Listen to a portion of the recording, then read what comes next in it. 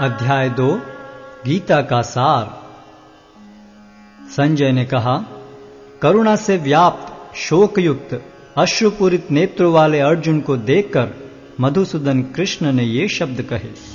श्री भगवान ने कहा, हे अर्जुन, तुम्हारे मन में यह कलमश आया कैसे? यह उस मनुष्य के लिए तनुक भी अनुकूल नहीं है जो जीवन के मूल्य को जानता हो। इससे उच्च लोक की नहीं अपितु अपयश की प्राप्ति होती है। हे प्रथापुत्र, इस हीन नपुंसकता को प्राप्त मत हो, यह तुम्हें शोभा नहीं देती। हे शत्रुओं के दमन करता, हृदय की शुद्ध दुर्बलता को त्याग कर युद्ध के लिए खड़े हो। अर्जुन ने कहा, हे शत्रुहंता, हे मधुसूदन, मैं युद्ध भूमि में किस तरह भीष्म तथा द्रोण जैसे पूजनीय व्यक्तियों पर उलटकर बाण चलाऊंगा। ऐसे महापुरुषों को जो मेरे गुरु हैं, उन्हें मारकर जीने की अपेक्षा इस संसार में भीख मांगकर खाना अच्छा है। भले ही वे सांसारिक लाभ के इच्छुक हों, किंतु हैं तो गुरुजन ही। यदि उनका वध होता है तो हमारे द्वारा भोग्य प्रत्येक वस्तु उनके रक्त से सनी होगी। हम यह भी नहीं जानते कि हमारे लिए क्या श्रेष्ठ है, उनको जीतना या उनके द्वारा जीते जाना। यदि हम धृतराष्ट्र के पुत्रों का वध कर देते हैं तो हमें जीवित रहने की आवश्यकता नहीं है, फिर भी वे युद्ध भूमि में हमारे समक्ष खड़े हैं। अब मैं अपनी कृपण दुर्बलता के कारण अपना कर्तव्य भूल गया हूं और सारा धैर्य खो चुका हूं। ऐसी अवस्था में मैं आपसे पूछ रहा हूं कि जो मेरे लिए श्रेयस्कर हो उससे निश्चित रूप से बताएं। अब मैं आपका शिष्य हूं और आपका शरणागत हूं, कृपया मुझे उपदेश दें। मुझे ऐसा कोई साधन नहीं दिखता जो मेरी इंद्रियों को सुखाने वाले इस शोक को दूर कर सके। स्वर्ग पर देवताओं के अधिपत्य की तरह इस धन धान्य संपन्न सारी पृथ्वी पर निष्कंटक राज्य प्राप्त करके भी मैं इस शोक को दूर नहीं कर सकूंगा। संजय ने कहा, इस प्रकार कहने के बाद शत्रुओं का दमन करने वाला अर्जुन कृष्ण से बोला, हे गोविंद, मैं युद्ध नहीं करूंगा, और चुप हो गया। हे भरतवंशी धृतराष्ट्र, उस समय दोनों सेनाओं के मध्य शोकमग्न अर्जुन से कृष्ण ने मानो हंसते हुए ये शब्द कहे। श्री भगवान ने कहा, तुम पांडित्यपूर्ण वचन करते हुए उनके लिए शोक कर रहे हो जो शोक करने योग्य नहीं हैं। जो विद्वान होते हैं वे न तो जीवित के लिए न ही मृत के लिए शोक करते हैं। ऐसा कभी नहीं हुआ कि मैं न रहा हूं या तुम न रहे हो, अथवा ये समस्त राजा न रहे हों, और न ऐसा है कि भविष्य में हम लोग नहीं रहेंगे। जिस प्रकार शरीरधारी आत्मा इस शरीर में बाल्यावस्था से तरुणावस्था में और फिर वृद्धावस्था में निरंतर अग्रसर होता रहता है, उसी प्रकार मृत्यु होने पर आत्मा दूसरे शरीर में चला जाता है। धीर व्यक्ति ऐसे परिवर्तन से मोह को प्राप्त नहीं होता। हे कुंती पुत्र, सुख तथा दुख का क्षणिक उदय तथा कालक्रम में उनका अंतर्धान होना सर्दी तथा गर्मी की ऋतुओं के आने जाने के समान है। हे भरतवंशी, वे इंद्रिय बोध से उत्पन्न होते हैं और मनुष्य को चाहिए कि अविचल भाव से उनको सहन करना सीखे। हे पुरुष श्रेष्ठ अर्जुन, जो पुरुष सुख तथा दुख में विचलित नहीं होता और इन दोनों में संभाव रखता है, वह निश्चित रूप से मुक्ति के योग्य है। तत्वदर्शियों ने यह निष्कर्ष निकाला है कि असत का तो कोई चिरस्थायित्व नहीं है, किंतु सत अपरिवर्तनीय रहता है। उन्होंने इन दोनों की प्रकृति के अध्ययन द्वारा यह निष्कर्ष निकाला है। जो सारे शरीर में व्याप्त है उसे ही तुम अविनाशी समझो। उस अव्यय आत्मा को नष्ट करने में कोई भी समर्थ नहीं है। अविनाशी, अप्रमेय तथा शाश्वत जीव के भौतिक शरीर का अंत अवश्यम भावी है। अतः हे भरतवंशी, युद्ध करो। जो इस जीवात्मा को मारने वाला समझता है तथा जो इसे मरा हुआ समझता है, वे दोनों ही अज्ञानी हैं, क्योंकि आत्मा न तो मरता है और न मारा जाता है। आत्मा के लिए किसी भी काल में न तो जन्म है न मृत्यु। वह न तो कभी जन्मा है, न जन्म लेता है और न जन्म लेगा। वह अजन्मा, नित्य, शाश्वत तथा पुरातन है। शरीर के मारे जाने पर वह मारा नहीं जाता। हे पार्थ, जो व्यक्ति यह जानता है कि आत्मा अविनाशी, अजन्मा, शाश्वत तथा अव्यय है, वह भला किसी को कैसे मार सकता है या मरवा सकता है? जिस प्रकार मनुष्य पुराने वस्त्रों का त्याग कर नए वस्त्र धारण करता है, उसी प्रकार आत्मा पुराने तथा व्यर्थ के शरीरों को त्याग कर नवीन भौतिक शरीर धारण करता है। यह आत्मा न तो कभी किसी शस्त्र द्वारा खंड खंड किया जा सकता है, न अग्नि द्वारा जलाया जा सकता है, न जल द्वारा भिगोया या वायु द्वारा सुखाया जा सकता है। यह आत्मा अखंडित तथा अघुलनशील है। इसे न तो जलाया जा सकता है, न ही सुखाया जा सकता है। यह शाश्वत, सर्वव्यापी, अविकारी, स्थिर तथा सदैव एक सा रहने वाला है। यह आत्मा अव्यक्त, अकल्पनीय तथा अपरिवर्तनीय कहा जाता है। यह जानकर तुम्हें शरीर के लिए शोक नहीं करना चाहिए। किंतु यदि तुम यह सोचते हो कि आत्मा अथवा जीवन का लक्षण सदा जन्म लेता है तथा सदा मरता है, तो भी हे महाबाहु, तुम्हारे शोक करने का कोई कारण नहीं है। जिसने जन्म लिया है उसकी मृत्यु निश्चित है और मृत्यु के पश्चात पुनर्जन्म भी निश्चित है। अतः अपने अपरिहार्य कर्तव्य पालन में तुम्हें शोक नहीं करना चाहिए। सारे जीव प्रारंभ में अव्यक्त रहते हैं, मध्य अवस्था में व्यक्त होते हैं और विनष्ट होने पर पुनः अव्यक्त हो जाते हैं। अतः शोक करने की क्या आवश्यकता है? कोई आत्मा को आश्चर्य से देखता है, कोई इसे आश्चर्य की तरह बताता है तथा कोई इसे आश्चर्य की तरह सुनता है, किंतु कोई कोई इसके विषय में सुनकर भी कुछ नहीं समझ पाते। हे भरतवंशी, शरीर में रहने वाले का कभी भी वध नहीं किया जा सकता। अतः तुम्हें किसी भी जीव के लिए शोक करने की आवश्यकता नहीं है। क्षत्रिय होने के नाते अपने विशिष्ट धर्म का विचार करते हुए तुम्हें जानना चाहिए कि धर्म के लिए युद्ध करने से बढ़कर तुम्हारे लिए अन्य कोई कार्य नहीं है। अतः तुम्हें संकोच करने की कोई आवश्यकता नहीं है। हे पार्थ, वे क्षत्रिय सुखी हैं जिन्हें ऐसे युद्ध के अवसर अपने आप प्राप्त होते हैं, जिससे उनके लिए स्वर्ग लोक के द्वार खुल जाते हैं। किंतु यदि तुम युद्ध करने के स्वधर्म को संपन्न नहीं करते, तो तुम्हें निश्चित रूप से अपने कर्तव्य की उपेक्षा करने का पाप लगेगा और तुम योद्धा के रूप में भी अपना यश खो दोगे। लोग सदैव तुम्हारे अपयश का वर्णन करेंगे और सम्मानित व्यक्ति के लिए अपयश तो मृत्यु से भी बढ़कर है। जिन जिन महान योद्धाओं ने तुम्हारे नाम तथा यश को सम्मान दिया है, वे सोचेंगे कि तुमने डर के मारे युद्ध भूमि छोड़ दी है और इस तरह वे तुम्हें तुच्छ मानेंगे। तुम्हारे शत्रु अनेक प्रकार के कटु शब्दों से तुम्हारा वर्णन करेंगे और तुम्हारी सामर्थ्य का उपहास करेंगे। तुम्हारे लिए इससे दुखदाई और क्या हो सकता है?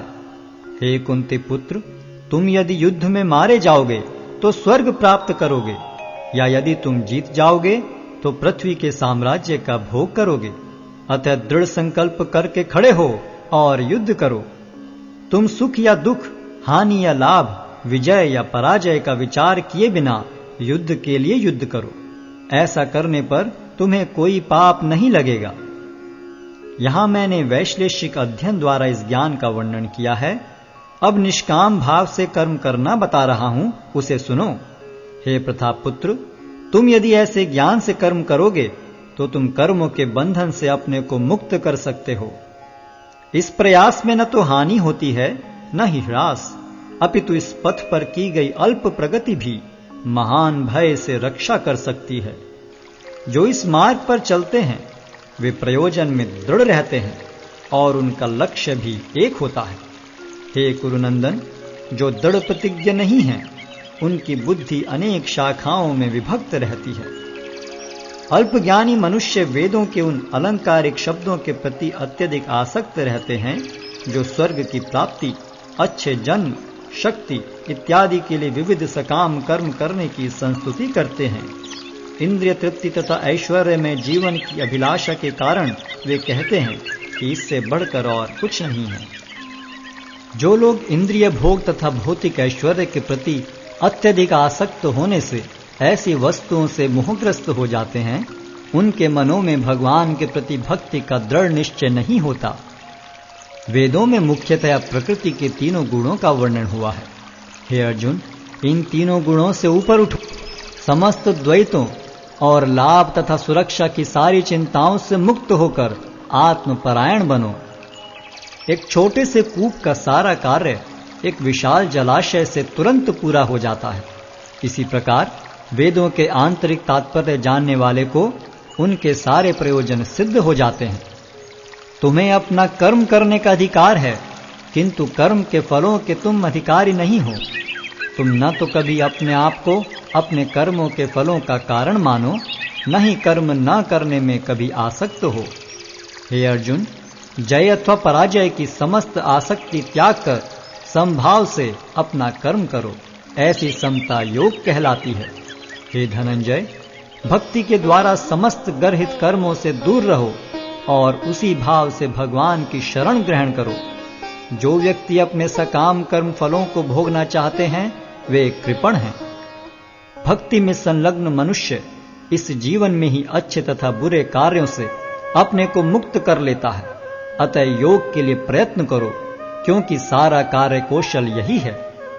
इस तरह भगवत भक्ति में लगे रहकर बड़े बड़े ऋषि, मुनि अथवा भक्तगण अपने आप को इस भौतिक संसार में कर्म के फलों से मुक्त कर लेते हैं। इस प्रकार वे जन्म मृत्यु के चक्र से छूट जाते हैं और भगवान के पास जाकर उस अवस्था को प्राप्त करते हैं जो समस्त दुखों से परे है। जब तुम्हारी बुद्धि मोह रूपी सघन वन को पार कर जाएगी, तो तुम सुने हुए तथा सुनने योग्य सब के प्रति अन्य मनस्क हो जाओगे। जब तुम्हारा मन वेदों की अलंकारमयी भाषा से विचलित न हो और वह आत्म साक्षात्कार की समाधि में स्थिर हो जाए, तब तुम्हें दिव्य चेतना प्राप्त हो जाएगी। अर्जुन ने कहा, हे कृष्ण, अध्यात्म में लीन चेतना वाले व्यक्ति के क्या लक्षण हैं? वह कैसे बोलता है तथा उसकी भाषा क्या है? वह किस तरह बैठता और चलता है? श्री भगवान ने कहा, हे पार्थ, जब मनुष्य मनोधर्म से उत्पन्न होने वाली इंद्रिय तृप्ति की समस्त कामनाओं का परित्याग कर देता है और जब इस तरह से विशुद्ध हुआ उसका मन आत्मा में संतोष प्राप्त करता है, तो वह विशुद्ध दिव्य चेतना को प्राप्त स्थित प्रज्ञ कहा जाता है। जो त्रय तापों के होने पर भी मन में विचलित नहीं होता अथवा सुख में प्रसन्न नहीं होता और जो आसक्ति, भय तथा क्रोध से मुक्त है, वह स्थिर मन वाला मुनि कहलाता है। इस भौतिक जगत में जो व्यक्ति न तो शुभ की प्राप्ति से हर्षित होता है और न अशुभ के प्राप्त होने पर उससे घृणा करता है, वह पूर्ण ज्ञान में स्थिर होता है। जिस प्रकार कछुआ अपने अंगों को संकुचित करके खोल के भीतर कर लेता है, उसी तरह जो मनुष्य अपनी इंद्रियों को इंद्रिय विषयों से खींच लेता है, वह पूर्ण चेतना में दृढ़तापूर्वक स्थिर होता है। देहधारी जीव इंद्रिय भोग से भले ही निवृत्त हो जाए, पर उसमें इंद्रिय भोगों की इच्छा बनी रहती है। लेकिन उत्तम रस के अनुभव होने से ऐसे कार्यों को बंद करने पर वह भक्ति में स्थिर हो जाता है। हे अर्जुन, इंद्रियां इतनी प्रबल तथा वेगवान हैं कि वे उस विवेकी पुरुष के मन को भी बलपूर्वक हर लेती हैं जो उन्हें वश में करने का प्रयत्न करता है। जो इंद्रियों को पूर्णतया वश में रखते हुए इंद्रिय संयम करता है और अपनी चेतना को मुझ में स्थिर कर देता है, वह मनुष्य स्थिर बुद्धि कहलाता है। इंद्रिय विषयों का चिंतन करते हुए मनुष्य की उनमें आसक्ति उत्पन्न हो जाती है और ऐसी आसक्ति से काम उत्पन्न होता है और फिर काम से क्रोध प्रकट होता है। क्रोध से पूर्ण मोह उत्पन्न होता है और मोह से स्मरण शक्ति का विभ्रम हो जाता है। जब स्मरण शक्ति भ्रमित हो जाती है तो बुद्धि नष्ट हो जाती है और बुद्धि नष्ट होने पर मनुष्य भवकूप में पुनः गिर जाता है। किंतु समस्त राग तथा द्वेष से मुक्त एवं अपनी इंद्रियों को संयम द्वारा वश में करने में समर्थ व्यक्ति भगवान की पूर्ण कृपा प्राप्त कर सकता है। इस प्रकार से कृष्ण भावनामृत में तुष्ट व्यक्ति के लिए संसार के तीनों ताप नष्ट हो जाते हैं और ऐसी तुष्ट चेतना होने पर उसकी बुद्धि शीघ्र ही स्थिर हो जाती है। जो कृष्ण भावनामृत में परमेश्वर से संबंधित नहीं हैं, उनकी न तो बुद्धि दिव्य होती है और न ही मन स्थिर होता है, जिसके बिना शांति की कोई संभावना नहीं है। शांति के बिना सुख हो भी कैसे सकता है। जिस प्रकार पानी में तैरती नाव को प्रचंड वायु दूर बहा ले जाती है, उसी प्रकार विचरणशील इंद्रियों में से कोई एक जिस पर मन निरंतर लगा रहता है, मनुष्य की बुद्धि को हर लेती है। अतः हे महाबाहु, जिस पुरुष की इंद्रियां अपने अपने विषयों से सब प्रकार से विरत होकर उसके वश में हैं, उसी की बुद्धि निस्संदेह स्थिर है। जो सब जीवों के लिए रात्रि है, वह आत्म संयमी के जागने का समय है, और जो समस्त जीवों के जागने का समय है, वह आत्मनिरीक्षक मुनि के लिए रात्रि है। जो पुरुष समुद्र में निरंतर प्रवेश करती रहने वाली नदियों के समान इच्छाओं के निरंतर प्रवाह से विचलित नहीं होता और जो सदैव स्थिर रहता है, वही शांति प्राप्त कर सकता है, वह नहीं जो ऐसी इच्छाओं को तुष्ट करने की चेष्टा करता हो। जिस व्यक्ति ने इंद्रिय तृप्ति की समस्त इच्छाओं का परित्याग कर दिया है, जो इच्छाओं से रहित रहता है और जिसने सारी ममता त्याग दी है तथा अहंकार से रहित है, वही वास्तविक शांति को प्राप्त कर सकता है। यह आध्यात्मिक तथा ईश्वरीय जीवन का पथ है, जिसे प्राप्त करके मनुष्य मोहित नहीं होता। यदि कोई जीवन के अंतिम समय में भी इस तरह स्थित हो, तो वह भगवत धाम में प्रवेश कर सकता है।